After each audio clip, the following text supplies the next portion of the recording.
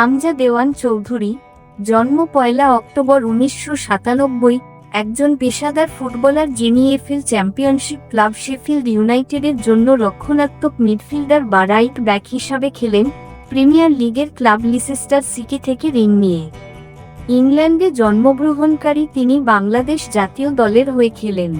চৌধুরী তার ক্যারিয়ার শুরু করেছিলেন লেস্টার সিটি একাডেমিতে। ২০০৫ সালে ৭ বছর বয়সে ক্লাবে যোগদান করেন। ১৬ বছর বয়সে চৌধুরীকে বেশ কয়েকটি শীর্ষ ইউরোপীয় ক্লাব পর্যবেক্ষণ করেছিল বলে জানা গেছে।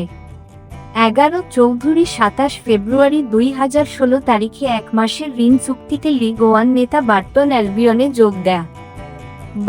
একই দিনে তিনি ফুটবল লিগে অভিষেক করেন। পিরেলি স্টেডিয়ামে ওয়ালশের সাথে 0-0 ড্রয়ে টম নেইলের ৭৭তম মিনিটের বিকল্প হিসেবে মাঠে নামেন।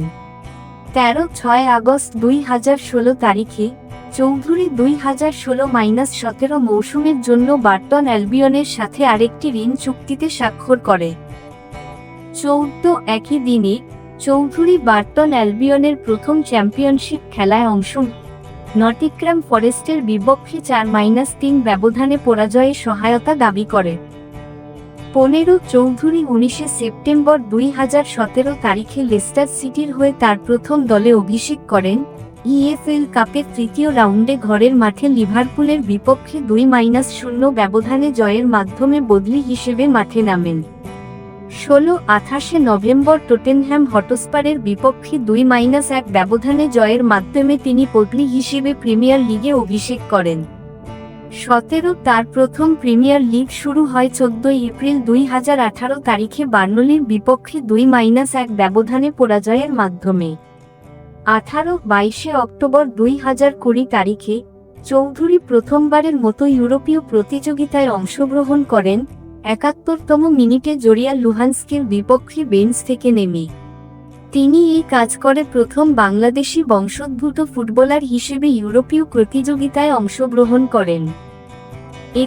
এক সপ্তাহ পরে চৌধুরী কে অ্যাথেন্সের বিপক্ষে ৩৯তম মিনিটে ভলি করেন, ম্যাচটি ২-১ ব্যবধানে জিতে নেন। তিনি দুটি প্রধান ইউএফা ক্লাব প্রতিযোগিতার একটিতে গোল করা প্রথম বাংলাদেশি বংশোদ্ভূত ফুটবলার। বিলুপ্ত ইউএফা ইন্টারটোটো কাপে মাইকেল চোপড়ার পর ইউরোপীয় প্রতিযোগিতায় গোল করা প্রথম ব্রিটিশ এশিয়ান এবং বর্তমান ইউএফা প্রতিযোগিতায় গোল করা প্রথম ব্রিটিশ এশিয়ান। চৌধুরী ২০২৪-২৫ মৌসুমের শেষ পর্যন্ত ধারে চ্যাম্পিয়নশিপ ক্লাব শেফিল্ড ইউনাইটেডে ২৭ জানুয়ারি ২০২৫ তারিখে যোগদান করেন। ২৬ মে ২০১৮ তারিখে চৌধুরী ইংল্যান্ড জাতীয় অনূর্ধ্ব-২১ ফুটবল দলের হয়ে অভিষেক করে।